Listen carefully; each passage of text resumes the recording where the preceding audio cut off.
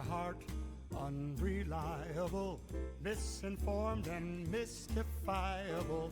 Call your heart an unreliable fool. Call your dream unbelievable. Happiness is unachievable. Não é só para isso, menino. Ela nem mais que direito, não vai dar nem para quebrar os amigos do alface. Nossa, senhor Lula Molusco, o senhor sabe mesmo dessas coisas. Você não entendeu nada, não é? Não entendi. Relaxe, Bob Esponja. Vou te explicar o que é. Estão com um documentário sobre a fisiologia dos inimigos do Antrópolis sobre molusco. O quê? Desde quando você assiste esses tipos de documentários? Não seja bobo. E o cérebro agora assista para vermos se entra alguma coisa nessa sua cabeça quadrada. Tudo começa pela boca. É a entrada do sistema digestório e varia em sua forma dependendo da espécie. Muitos molúsculos têm uma estrutura chamada rádula, que é uma língua dentada usada para raspar, cortar e triturar os alimentos. Após serem capturados pela rádula ou ingerida pela boca, os alimentos passam para o esôfago, um tubo que conduz o alimento para o trato digestório. Em alguns casos, o estômago é um órgão simples que secreta enzimas digestivas para quebrar os alimentos em partículas menores. Em outros casos, como polvo e lula, o estômago pode ser mais complexo, dividido em partes diferentes para ajudar no processo da digestão. Após a digestão no estômago, os nutrientes e partículas menores passam para o intestino, onde ocorre a absorção dos nutrientes. Algumas espécies de molúsculos possuem glândulas digestivas que secretam enzimas para auxiliar na digestão dos alimentos. Essas enzimas podem quebrar carboidratos, proteínas e gorduras em moléculas menores. Alguns moluscos, especialmente aqueles que se alimentam de material vegetal, podem estar presentes secos digestórios.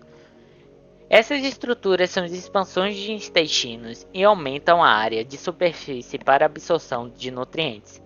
No final do trato digestório, os resíduos são digeríveis, como restos de alimentos indigeríveis e produtos de excreção. São eliminados do corpo pelo ânus. Vale ressaltar que alguns molúsculos, como bivalves, têm a cavidade de manto que também podem estar envolvidas na digestão.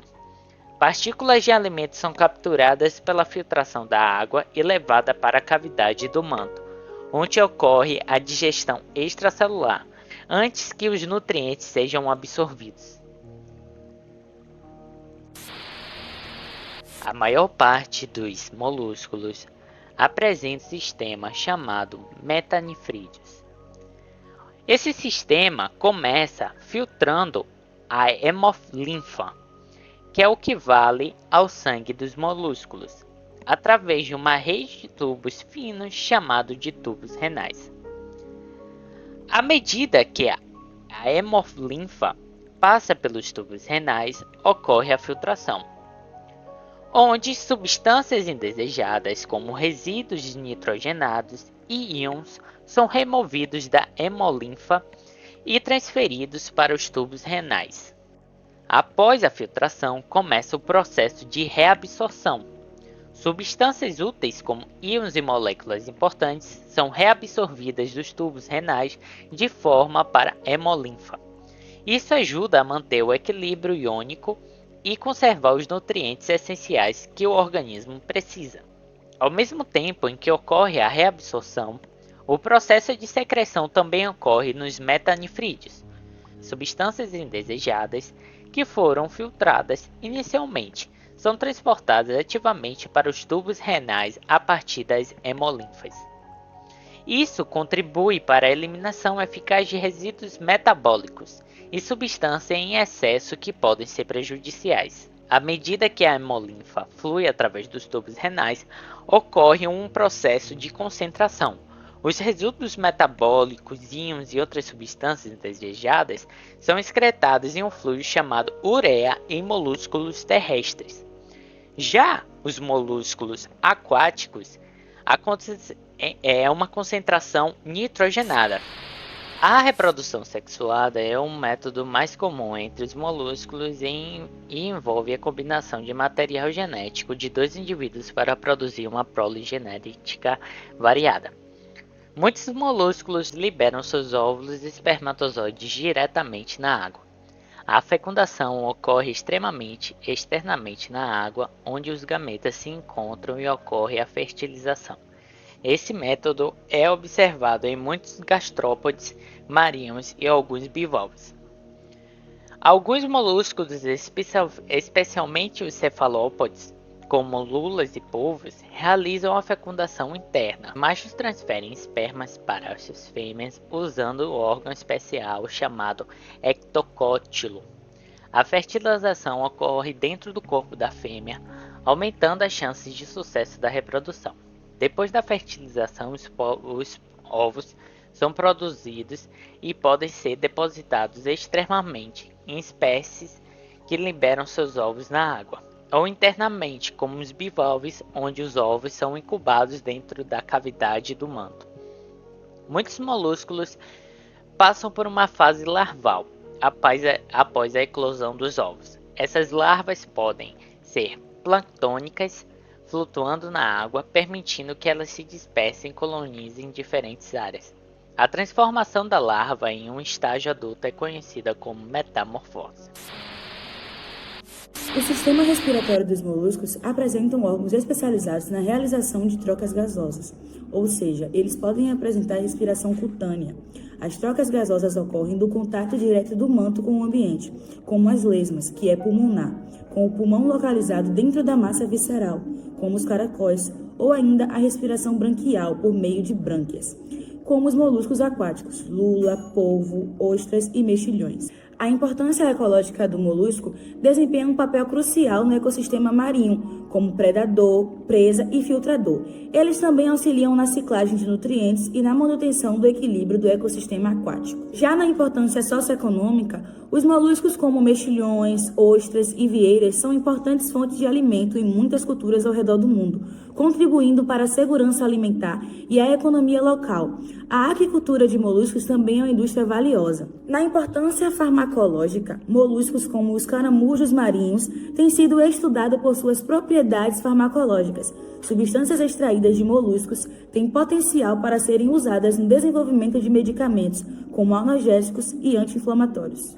A importância medicinal, conchas de moluscos são usadas há séculos em várias culturas para fazer pós que supostamente possuem propriedades medicinais. Além disso, a baba de caracol terrestre é usada em produtos de cuidados com a pele, devido ao seu potencial para promover a regeneração da pele. Esses são apenas alguns aspectos da importância dos moluscos em diversos contextos, ressaltando como eles desempenham papéis cruciais tanto na natureza quanto na sociedade humana. Os anelídeos são animais invertebrados de corpo mole, alongado, cilíndrico e segmentado em anéis, que são chamados de metâmeros. Eles são triblásticos, que significa que possuem 3 camadas de célula durante o desenvolvimento embrionário. Eles também são celomatos, ou seja, possuem uma cavidade corporal revestida por tecido derivado da mesoderme, que é chamado de celoma. A celoma é preenchida por um líquido chamado de fluido que se alojam nas vísceras do animal. Além disso, os anelídeos possuem simetria bilateral, que significa que seu corpo pode ser dividido em 2 metades simétricas. Os anelídeos podem ser encontrados em uma ampla variedade de ambientes, incluindo água doce, água salgada e solo úmido. O filo anelídea possui cerca de 15 mil espécies com representantes de diversos tamanhos e formas. Os anelídeos podem ser classificados em 3 grupos: oligoquetas, poliquetas e hirudíneos. Os oligoquetas vivem no solo, possuem poucas cerdas e são hermafroditas, 2 sexos no mesmo indivíduo. Além das minhocas, os tubiflex e minhoca-sul também fazem parte desse grupo. Os poliquetas são anelídeos marinhos e possuem muitas cerdas no corpo, formando parapódios laterais que facilitam a natação. Os exemplos mais conhecidos são os neres e tubícolas, e os hirudíneos, que são chamados de aquetas, não possuem cerdas e possui ventosas no corpo que usa para se fixar nas presas e sugar o sangue. O exemplo mais conhecido são as sanguessugas. Os anelídeos têm um sistema digestório completo: boca, papo, moela, intestino e ânus. Eles se alimentam de diferentes maneiras, dependendo da espécie. Algumas espécies são herbívoras, que se alimentam de plantas e detritos orgânicos. Outras são carnívoras, caçando pequenos animais ou se alimentando de carniça. Ainda existem as espécies hematófagas, que se alimentam de sangue de outros animais. A respiração dos anelídeos pode ocorrer de duas maneiras, dependendo do ambiente em que vive. Os anelídeos terrestres realizam trocas gasosas através da pele fina e úmida, que é a respiração cutânea. Já os anelídeos aquáticos possuem brânquias para realizar a respiração branquial. Os anelídeos podem se reproduzir tanto de forma assexuada quanto sexuada.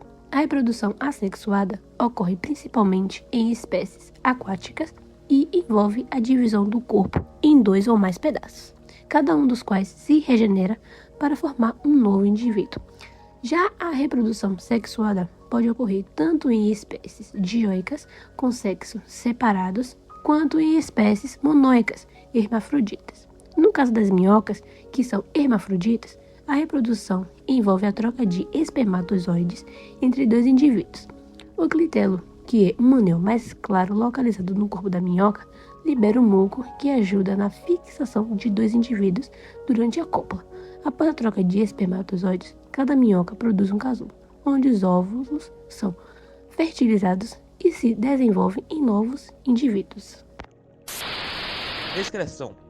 A excreção dos anelídeos se dá por intermédio de um órgão denominado de nefrídeo. Sua nomenclatura, mais especificamente, é protonefrídeo para as larvas do filo e metanefrídeo para os anelídeos adultos. Possui função de osmorregulação e excreção. Geralmente, o organismo possuirá um par por segmento. Pode ser comparado aos rins dos vertebrados. São estruturas tubulares que se comunicam ao meio externo por intermédio do nefridioporo. Excretam substâncias nocivas ao organismo a fim de manter a estabilidade dos seus sistemas. Uma estrutura, denominada de nefrostoma, absorve as excretas e contras no celoma e corrente sanguínea, e as armazena até que o nefridioporo possa excretar para o meio externo, assim livrando o organismo de suas mazelas. Produção de calor. Anelídeos, ao contrário dos mamíferos, por exemplo, são ectotérmicos, que por sua vez implica na sua incapacidade de regular a própria temperatura, tal como os seres endotérmicos, como os humanos, conseguem. Isso, por sua vez, significa que sua temperatura tende a flutuar com a do ambiente e, naturalmente, o ritmo de sua respiração e funções metabólicas acabam oscilando também. Para os anelídeos aquáticos, as flutuações de temperatura são comparativamente menores, apesar de ainda se manterem presentes. Ecossistema e utilidade socioeconômica. As diferentes classes do filo possuem diferentes contribuições num panorama de ecossistema e desenvolvimento de certos serviços para a raça humana. Inicialmente, no âmbito da farmacologia, dá para citar a classe de Hirudinea, que engloba as sanguessugas. Há até mesmo um espécime, denominado de Hirudo medicinalis, que é muito amplamente utilizado para administrar anticoagulantes através da sua saliva, melhorando a circulação e prevenindo a morte dos tecidos. Na classe dos poliguetas, há séries de estudos recentes na obtenção dos extratos de alguns espécimes, para que possa ser utilizado em função de uma pomada emulsionante, para poder acrescer a cura de ferimentos e melhorar a cicatrização. Um espécime estudado recentemente, que dá para citar, é o Marfisa morbidi. Oligoguetas, em função do ecossistema, tendem a ser contribuidores muito fortes e importantes para o enriquecimento dos solos em nutrientes e oxigênio. São muito úteis na agricultura. Quando relacionamos a fisionomia dos insetos com relação à nossa, é possível perceber certas semelhanças, mas também claras diferenças. A começar pela digestão, a digestão ela é feita através de um tubo digestório, que tanto nos insetos quanto em nós seres humanos é um tubo digestório completo. O alimento entrará por um orifício, passará por todo um processo físico-químico até ser eliminado por um outro orifício. Quanto à excreção, as nossas excretas elas são eliminadas ou pelo sistema urinário ou pelas glândulas sudoríparas, enquanto nos insetos a excreção ela é feita através dos túbulos de Malpighi. Quanto à respiração, aí que entra uma grande semelhança também com relação à nossa fisionomia e a dos insetos, que é a respiração pulmonar. Você tem um orifício que captará esse ar, e esse ar entra nos pulmões e passará por todo um processo físico-químico. Entrando agora na reprodução, você tem indivíduos de sexos separados que realizam um processo de cópula e assim acontece a fecundação interna, dando origem a um novo indivíduo. Agora, em alguns insetos, você tem um inseto que nasce, mas o inseto ele não nasce na sua forma final. Ele nasce num processo de fase larval, até depois passar por um processo de metamorfose para poder chegar na sua forma final. Agora que vai entrar uma grande diferença entre nós seres humanos e os insetos, que é a produção de calor. Nós seres humanos, nós somos animais endotérmicos, ou seja, nós conseguimos regular nossa temperatura corporal, enquanto os insetos são animais ectotérmicos, ou seja, a temperatura corporal deles varia de acordo com o ambiente. Passando à fisionomia, vamos agora falar das suas devidas importâncias, tanto para o meio ambiente quanto para o socioeconômico. Para o meio ambiente, eles participam da cadeia alimentar e também participam da polinização de vegetações. E falando sobre a importância socioeconômica, como por exemplo no caso das abelhas, as abelhas elas produzem mel que possui propriedades gastronômicas e também medicinais. E também os insetos, eles possuem a sua importância gastronômica, como podemos ver em alguns países orientais, no caso da China. Bem, falando agora sobre o grupo dos aracnídeos, esses apresentam diferenças significativas em sua fisiologia devido às suas características biológicas e ambientes de vida distintos. Começando pela digestão. Enquanto em humanos inicia na boca, onde os alimentos são quebrados mecanicamente e quimicamente pela ação de enzimas, com seu processo continuando no estômago e intestino, onde os nutrientes são absorvidos, nos aracnídeos, a digestão ocorre externamente. Suas presas são parcialmente digeridas por enzimas secretadas nas glândulas salivares e depois sugadas através de uma estrutura conhecida como estilete. Em consequência disso, o processo de excreção de ambos também se diferencia. Os humanos eliminam produtos residuais do metabolismo, como ureia, através dos rins, que infiltram o sangue e eliminam os resíduos na forma de urina.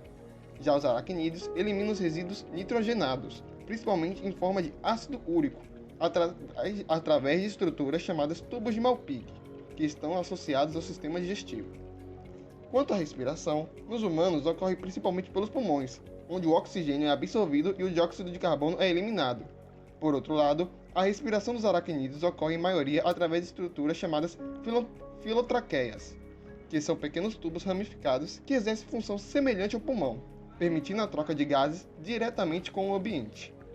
No que se diz à reprodução, o processo em humanos é sexual, envolvendo a união de gametas masculinos e femininos para formar um novo indivíduo. A reprodução de aracnídeos pode ser tanto sexual quanto assexual, dependendo da espécie. Algumas aranhas e escorpiões têm reprodução sexual, enquanto outros aracnídeos, como ácaros, se reproduzem assexuadamente. Interessante apontar também o processo de homeostasia em ambos.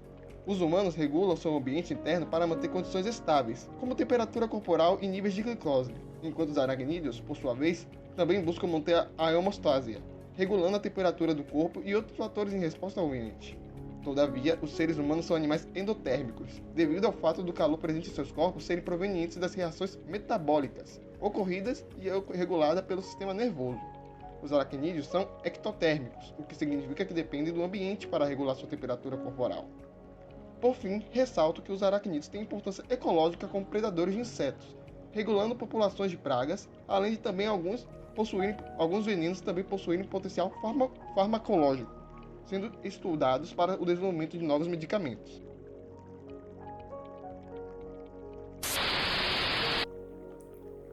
O sistema digestório dos crustáceos é composto por boca, esôfago, estômago, glândula digestiva associada ao estômago, intestino médio e posterior, além da glândula verde e o ânus. A excreção é realizada principalmente por um par de glândulas tubulares e brânquias, que atuam na regulação da composição iônica e osmótica dos fluidos corporais. A respiração nos artrópodes terrestres ocorre devido a tubos de ar que levam oxigênio diretamente aos tecidos e células. Já nos artrópodes aquáticos ocorre por brânquias internas ou externas. A reprodução é sexuada entre macho e fêmea, mas podem haver algumas espécies hermafroditas, como as cracas. No geral, a fecundação é externa, mas podem haver algumas espécies de fêmeas que seguram seus óvulos entre os apêndices abdominais. Excreção, respiração e a termorregulação, que está associada à sua produção de calor, a qual depende da temperatura ambiente, para haver regularização da temperatura corporal. Bom, para finalizar, é importante ressaltar que os crustáceos têm importância medicinal com compostos como a quitina, que é usada em feridas e regeneração de tecidos, e os antioxidantes.